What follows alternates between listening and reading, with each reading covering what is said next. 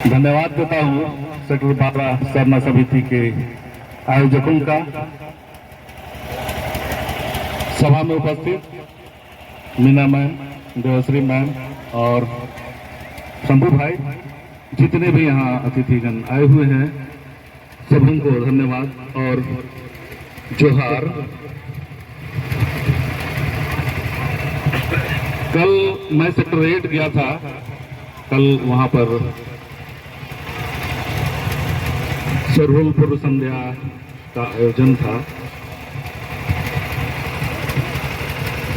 बहुत बातें मुझे वहां सीखने को मिली। रांची के कुछ लोग आए हुए थे, उनमें से एक भाई ने इतना सुंदर बात बोला, हर एक अभिभावकों के बारे में बताया।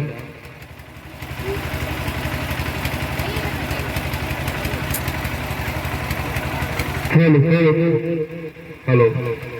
तो हर बच्चे का पहला शिक्षक उसके माता पिता होते हैं। स्कूल और कॉलेज तो बाद में जाते हैं, बच्चों को सबसे पहले माता पिता शिक्षा देते हैं। अगर हम माता पिता होकर के अपने बच्चों को अपने संस्कार नहीं देंगे तो वो स्कूल में हमारे संस्कार कभी नहीं सीखेंगे। इसलिए हमें अपने बच्चों को घर में ही अपने संस्कार और सभ्यता बतानी है कि हम आदिवासी हैं और हमें अपने आदिवासियत का गर्व होना चाहिए, क्योंकि हम लोग एक विशेष जाति से आते हैं। और जरूरी है कि हम अपने खान पान, रहन सहन और जो संस्कार हैं अपने बच्चों को दें। और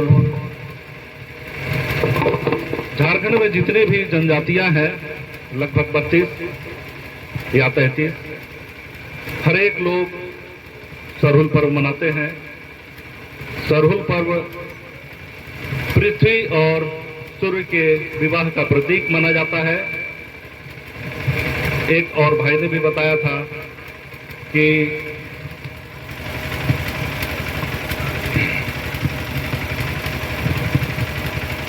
हमें प्रकृति का विशेष ध्यान देना चाहिए। अगर आज आप लोग भी देखते होंगे कि हम लोग जितने जंगलों में हैं, आज तो हम लोग शहर में आ गए हैं, लेकिन जंगलों में अगर जंगल बचा हुआ है, जमीन बचा हुआ है, नदी बचा हुआ है, तो उसका सारा श्रेय आदिवासियों को जाता है। क्योंकि अगर आदिवासी उस क्षेत्र में नहीं रहते तो कब का उजाड़ बन गया होता। हम लोग तो शहर के चकाचौंध में खो चुके हैं, लेकिन कम से कम जब पढ़ लिख गए हैं तो हमें अपने बच्चों को शिक्षित करना है। और सिर्फ शिक्षा ऐसा नहीं देना है कि सिर्फ वो किताबी बातों का ज्ञान रखे, हमें ऐसा शिक्षा देना है कि हमारे धार्मिक बातों को भी वो अच्छी तरह से, मूलभूत बातों को जान सके, समझ सके। आज ये सरहुल पर्व नए साल का भी प्रतीक है। आज से हम लोग नए साल को मनाया जाता है। इस सरहुल पर्व के साथ में नए साल की शुरुआत होती है।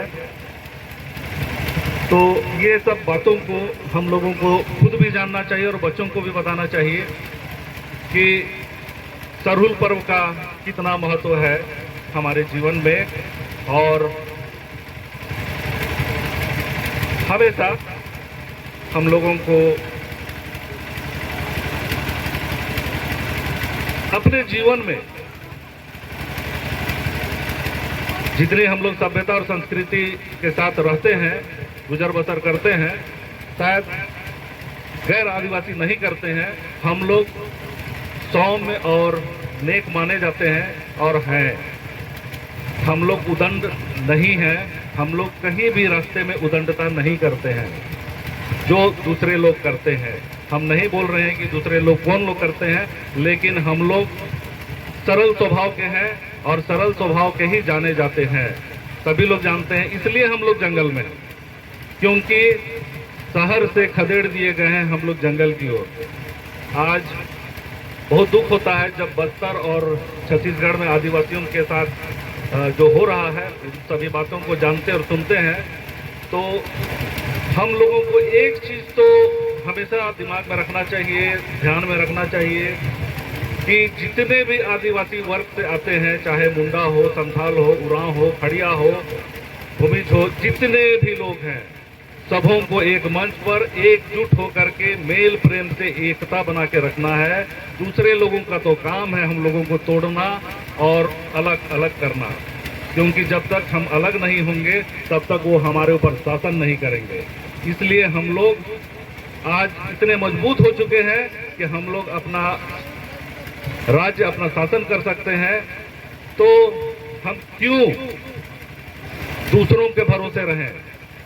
हमें शिक्षित भी होना है और हमें अगले स्तर तक जाना है, तो हमें सबसे पहले एकता की मजबूती पर ध्यान देना है और हर एक लोगों को आपसी एकता और मेल प्रेम के साथ अपना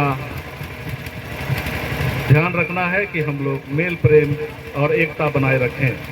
इन्हीं शब्दों के साथ मैं अपना वक्तव्य समाप्त करता हूं।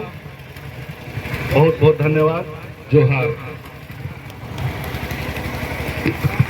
बहुत बहुत धन्यवाद विल्सन भैया, आपने बहुत ही महीन बातें हम लोगों को बताई।